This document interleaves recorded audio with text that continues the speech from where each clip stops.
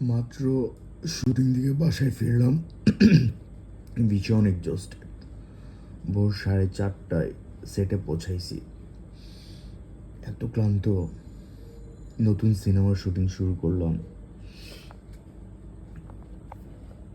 আমি বাসায় ঢোকা মাত্রই মা ব্লেন্ডারে বরফ কুচি করে তরমুজের জুস বানিয়ে দিলেন।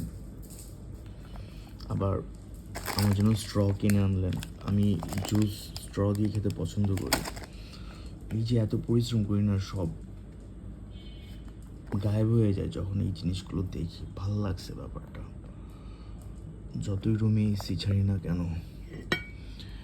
মায়ের হাতে বানানো জুস কলিজা আরাম করে।